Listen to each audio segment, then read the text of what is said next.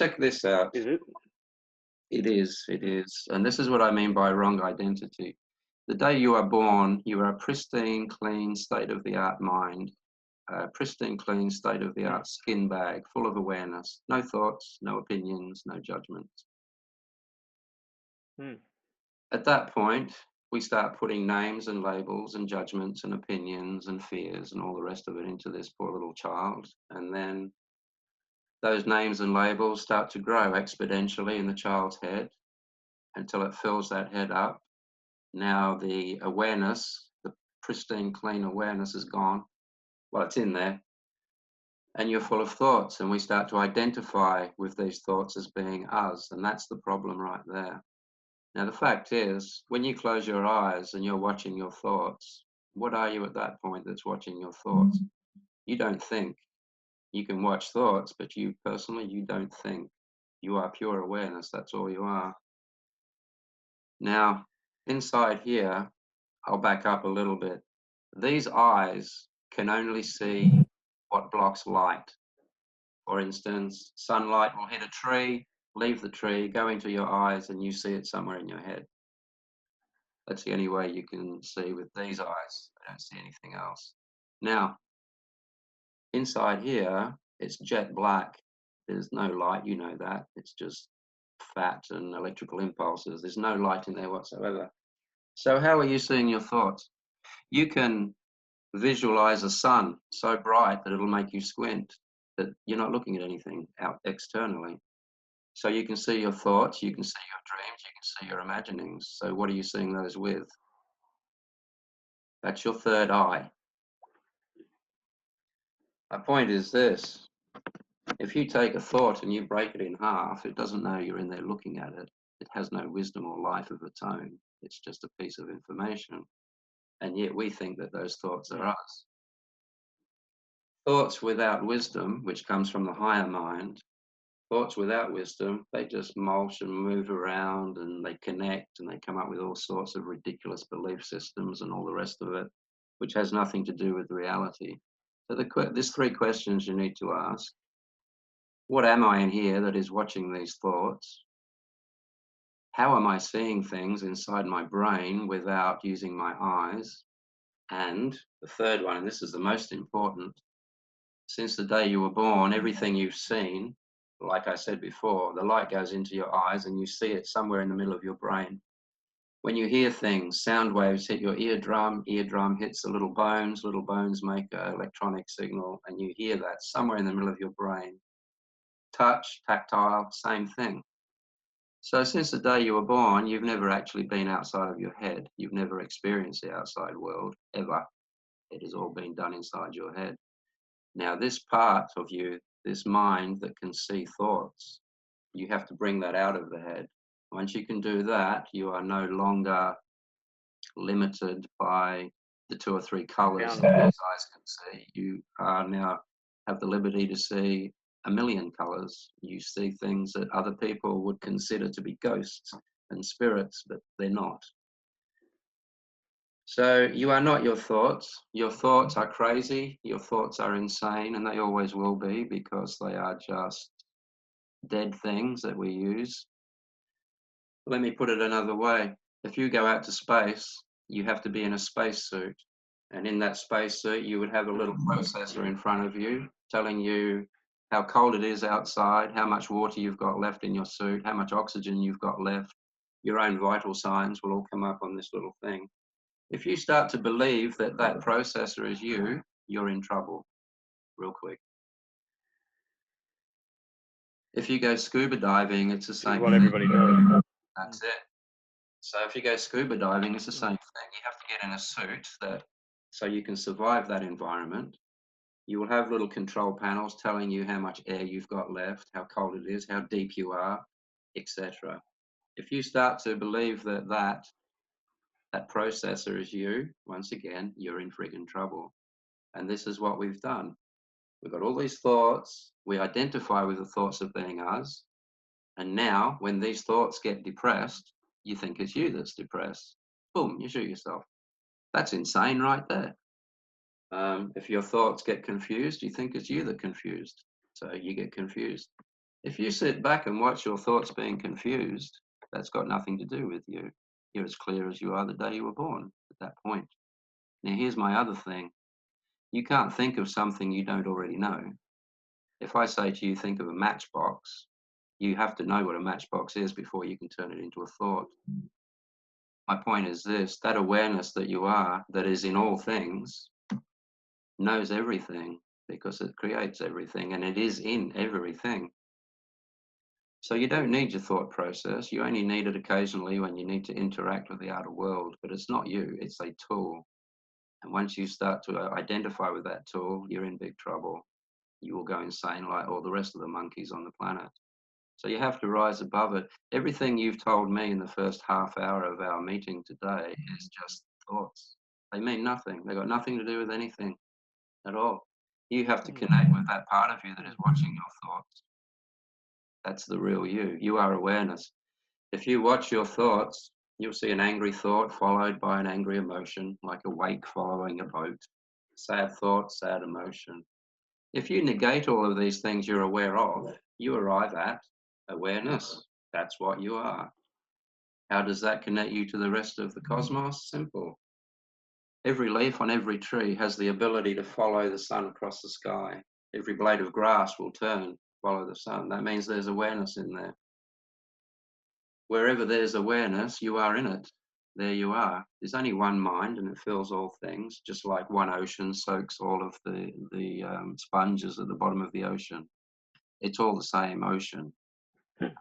If one sponge was to think, oh, the ocean that's in my mind is separate, it has nothing to do with the rest of the ocean, now that sponge is in trouble as well. If one cell in your body decides, no, I don't want to work with this body, I am an individual and I'm going to go off on my own course, you now have a cancer cell gone off on its own course. We are cancer cells in life because the cosmos has an agenda. It doesn't know what it is and it's exploring itself. We all feel that. It's the reason you got in touch with me. We want to know what it's all about. If you can imagine floating in space before the Big Bang or whatever, you're floating in space, there's no matter, there's no dust, there's no planets, there's just mind. It's called the Higgs boson at the moment. Doesn't really have a name. So if you're floating there in eternal nothingness before there was any matter, pure mind, with no body, no thoughts, how would you know you were there? You wouldn't. You have to see something to imply that you're there looking at it. Now, scientifically, we know that when substance reaches critical mass, it starts to light up. And space is substance. It does have a substance. So at some point in eternal space, it would have gotten so thick, it would have started to light up. It wouldn't have been in the middle anywhere because for there to be a center, there has to be a periphery to measure a center from. And in space, there's no periphery, so there's no center. But somewhere it would have lit up. Then the rest of life, the rest of the mind that we call space would have gone something like this. Had something to look at. It would have gone, oh my God. It wouldn't have said that, but it would have gone, I am. What am I? I don't know. I'm invisible. In answer to that need, bang, it creates matter. So now there's a skin. Now it can see itself. At that point, it's just unfolding and unfolding and unfolding because it needs to know what it is. This is the key, Yeah. Damon. When you say the word me or I, if you're not talking for the entire cosmos at that point, you're lying. And that's what separates us. If you know that your mind is in this body, this mind is in that body, you stop saying me, you, and I, because every time you say I, you've separated yourself. And if you've separated yourself, it's not possible to heal anyone. It just simply isn't possible. It doesn't make sense. Religiously, if you think you're an individual, single entity fragmented from the rest of life, every time shit happens in your life, you start to think things like, why is this happening to me? What have I done wrong? Am I being punished? That implies that you're separate from the rest of life and life is attacking you for some reason, and that's not the case. So once again, all of these stories... That's how I've been thinking all along. So that's it. The moment, like when I move something, for instance, if I have the thought that, call me GM, by the way, that's what my friends call me, it's GM, it's easy. Okay. So if I have a thought that GM wants to move the glass, for instance, that will never ever happen, because I've just created the delusion and the illusion that I'm separate from it, and therefore it's not possible for me to move it. So your thoughts separate you from everything, they fragment you from everything, and at that point, life does not make sense. All of the sciences of life at the moment on the earth are all dermatological. It's all about the dermis of life. Everything is about the matter, you know. Psychology, it's all about matter. It's your brain, it's matter. So there's not one science on the planet that's actually gone beyond the skin of life yet, except quantum physics. It's starting to. Quantum physics is the new terminology for mysticism, believe it or not. So that's what it is. The moment you look at a patient, starting to see what they want to see. Yeah. If you look at a patient as being you, not understanding that won't work. You have to literally, when you're looking at a patient, you need to be literally 100% looking at yourself.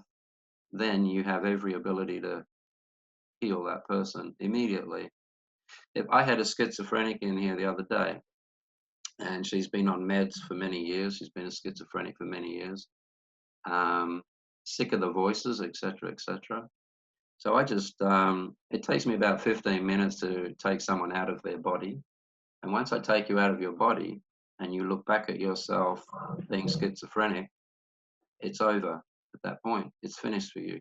You go back into the body, you see the monkey that you're inhabiting, the spacesuit that you're inhabiting, being a little bit crazy.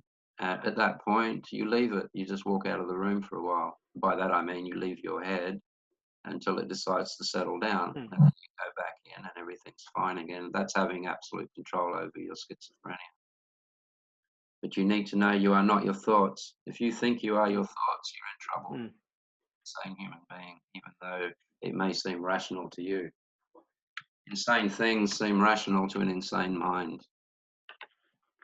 So the way we think is irrational. The way we think is extremely wrong. The way we think separates us from the rest of life. If you think I'm separate from you, then all of a sudden ESP doesn't seem possible. If you realize that we share the same mind, then all of a sudden ESP is inevitable, isn't it? And so is healing. When it comes to telekinetic powers, every time you move your finger like this, I would ask you, how are you doing that?